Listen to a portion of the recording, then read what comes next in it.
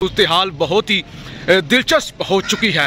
Imported हुकूमत की औकात क्या है ये भी अब पूरी दुनिया को पता लगना शुरू हो गया है, क्योंकि GHQ से अभी तक आर्मी चीफ की तैनाती के हवाले से कोई समरी नहीं आई। अब हुकूमत शिद्दत से इंतज़ार कर रही है कि कोई समरी आए और वो तैनाती करे। यानी ये तो सिग्नेचर करने के लिए तैयार बैठे हुए हैं, मिठाइयाँ बांटने के लिए तैयार बैठे हुए हैं, लेकिन GHQ से अभी तक किसी तरह का भी कोई रद्द अमल नहीं आया। और इस वक्त इम्पोर्टेड माफिया की जो चीखें हैं वो भी निकलना शुरू हो चुकी हैं और वो कहते हैं कि वज़ीर आज़म आज खुद नोटिस ले सकते हैं, और इसके साथ साथ वो कहते हैं कि मामलात अब सुप्रीम कोर्ट के अंदर भी जा सकते हैं। तो इस हवाले से हम ज़रा तफसील से बात करने की कोशिश करते हैं। मैं इस वक्त किसी जगह पर ट्रैवल कर रहा हूँ, तो अगर शोर या आवाज़ का कोई मसला हो तो उसको इग्नोर कीजिएगा। सूरत हाल क्या बनी हुई है कि आज 22 नवंबर हो चुका है। मामूल के मुताबिक और कायदे के मुताबिक समरी जो आर्मी चीफ की तैनाती के लिए सीनियरिटी लिस्ट होती है वो 18 नवंबर तक आ जाती है, यानी 18 तक कह लें 17 तक वो आ जानी चाहिए, लेकिन अभी तक नहीं आई। हालांकि खबरें चल रही थी कि GHQ से सीनियरिटी लिस्ट आ चुकी है। कल मैंने भी जिक्र किया था कि GHQ से 5 सीनियर जनरल्स की जो सीनियरिटी लिस्ट है वो आ चुकी है, और बेशुमार TV चैनल्स पर भी और वेबसाइट्स पर, ट्विटर पर यह खबर चल रही थी। लेकिन अब मालूम ये हुआ है कि अभी तक सीनियरिटी लिस्ट नहीं आई।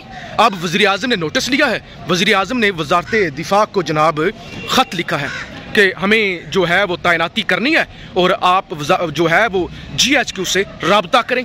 अब TV पर बैठकर बयानात भी दिए जा रहे हैं। मिसाल के तौर पे जो राना सनाउल्लाह वज़ीर दाखिला है वो फरमाते हैं कि अगर जो है वो जो 1-2 दिन में सीनियरिटी लिस्ट ना भी आई, GHQ से लिस्ट ना भी आई, फिर भी हम तैनाती कर देंगे। यानी फिर भी हम जो है वो खुद ही एक्शन लेंगे और हम नाम जो है वो तैनात नया आर्मी चीफ लगा देंगे। GHQ ने रब्ता नहीं भी किया फिर भी हम ये कर देंगे। अब दूसरी तरफ जो सूरत हाल है, अब शाहिद खाकान अब्बासी वो कहते हैं कि ये हमारी नाकामी है, हम हुकूमत की नाकामी है, बहुत बड़ी नाकामी है, बेइज्जती हो रही है कि अभी तक GHQ से समरी नहीं आई। कहते हैं कि इस पर तो वैसे वज़ीर आज़म आज खुद नोटिस भी ले सकते हैं, लेकिन उससे मामलात मज़ीद ख़राब हो जाएंगे। सूरत हाल जो है ना वो शिद्दत पकड़ जाएगी। अभी मैंने आपको बताना है कि अभी तक आ क्यों नहीं रही, यानी रीज़न क्या है, वजह क्या है कि अभी तक GHQ ने समरी नहीं भेजी। तो वो कहते हैं कि अगर GHQ ने ज़्यादती की, कोई ऐसा शख्स जो एल ना हुआ आर्मी चीफ बनने का और उसे बना दिया गया, तो फिर मामला अदालत में भी जा सकता है। यानी हुकूमत की औकात क्या है, शोर को दरगुजर कीजिएगा, हुकूमत की औकात क्या है वो तो आप सबको पता चल गया ना। सबको पता चल गया कि इनको अगले समरी भी नहीं भेज रहे, इनसे अगले रब्ता भी नहीं कर रहे, ये मिन्नतें कर रहे हैं, ये तरले कर रहे हैं कि आप हमें समरी भेजें, आप हमें समरी भेजें।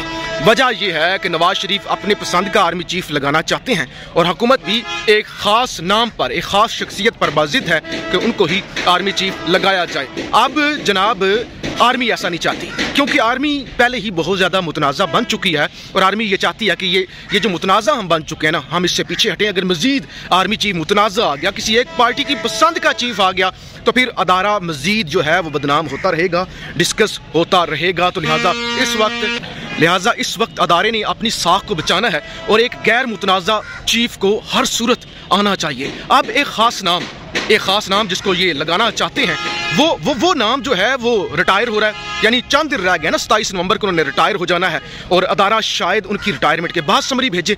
इन्होंने सोचा हुआ है ना कि जैसे ही नाम आएगा, ना सोचना है ना कुछ करना है, उसी शख्सियत को लगा देना और कहना है कि हमने मेरिट की बुनियाद पर लाया, हमने तो तकर्री जो किया वो मेरिट पर किया, हमने तो मेरिट का मलहूज़े खातर रखा है, हमने तो नंबर 1 को हमने तो कुछ सोचा ही नहीं है, हमने तो बस जी मेरिट को तरजीह दी है, जो नंबर 1 थे, जो जिनका हक बनता था, हमने उनको लगा दिया है।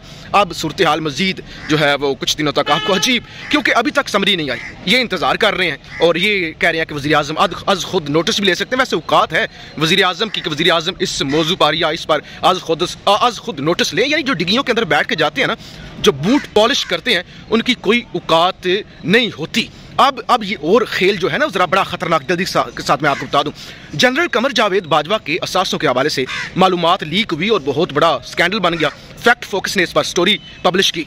अब बज़ाहिर ये समझा जा रहा है कि जनरल बाजवा को प्रेशराइज करने के लिए ये काम नवाज शरीफ ने करवाया है, और दूसरी तरफ से नवाज शरीफ ने अरशद शरीफ के कत्ल की पोस्टमार्टम जो रिपोर्ट है वो भी पब्लिक करवाई है, और फिर उसी की रिटेलिएशन में, यानी उसी को जवाब देते हुए फिर जो एस्टैब्लिशमेंट है उन्होंने प्रेस कॉन्फ्रेंस कराई है तस्नीम हैदर नामी शख्सियत से, जिसने इल्ज़ाम लगाया कि अरशद शरीफ का कत्ल हो या खान साहब पर होने वाला कातलाना हमला, उसके अंदर मुस्लिम लीग नून मुलव्वस है और ये सारा कुछ प्लान लंदन में बना है। यानी इस वक्त नवाज शरीफ मुकम्मल तौर पे मूड में है कि वो एस्टैब्लिशमेंट के साथ जंग छेड़ें, एस्टैब्लिशमेंट के साथ वो किसी भी तरह से लड़ाई करें और उनके पास बयानियाँ आ जाए एस्टैब्लिशमेंट के ख़िलाफ़। यानी वो कहते हैं कि अगर हम अब इसी बयानिया पर चलेंगे मुज़ाहमत वाले, तो तभी हमें कामयाबी मिल सकती है। मुफाहमत करके बूट पॉलिश करके हमने देख लिया है और लोग हमारा साथ नहीं दे रहे, जो हमारा वोट बैंक था वो भी ख़त्म हो चुका। तो यही वजह है कि ये अब हर तरह से कुछ पंगे कर रहे हैं। चाहे जनरल बाजवा की जो दौलत में इजाफा हुआ है उसका जो खुफिया डाटा देखें,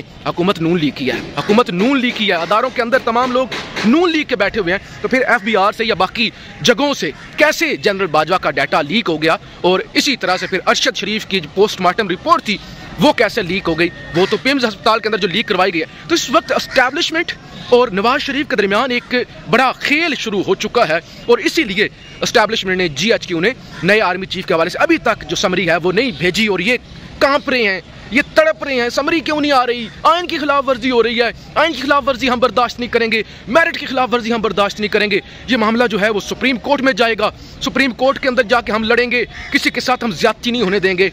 अब जनाब इतलात ये हैं कि अगले एक दिन में, आज या कल, जनरल बाजवा साहब गैर मुल्की दौरे पर चले जाएंगे, यानी वो किसी मुल्क का दौरा करने जा रहे हैं। अब अगर वो दौरा करने चले जाते हैं तो GHQ के पास एक बहाना होगा कि चीफ क्योंकि यहाँ मौजूद नहीं है तो अभी हम समरी नहीं भेज सकते, तो लिहाजा मजीद, यानी मुझे जो लग रहा है ना, जो मुझे ज़राए से खबरें, यानी ये बड़ा सेंसिटिव मौजूद है, इस पर ऐसे बात नहीं की जा सकती, लेकिन मुझे जो लग रहा है ना, मैंने जो ऑब्जर्व किया है कि GHQ वेट कर रहा है कि किसी तरह से 27 नवंबर गुजर जाए, और ये जो एक तकर्री को मुतनाज़ा बनाना चाहते हैं, और जो नवाज शरीफ ने ज़िद पकड़ ली है, जो नवाज शरीफ ने ज़िद पकड़ी हुई है, उस ज़िद का खात्मा किया जाए, क्योंकि अदारे की इज्जत इसी में है। और इसीलिए अब अगले आने वाले दिनों में, घंटों में आप शोर उठता देखेंगे कि आइन की खिलाफ वर्जी हो रही है, समरी क्यों नहीं आ रही। लेकिन एक चीज़ तो तय हो गई, इनकी औकात क्या है, ये कितने जोगे हैं, वो पूरी कौम को पता चल गया है कि इनकी, और ये तो बोल भी नहीं सकते कि क्यों नहीं समरी आ रही। टीवी पर आगे पीछे कह रहे हैं कि ज्यादती हो रही है, और इवन राना सनाउल्लाह ने कहा समरी ना भी आए,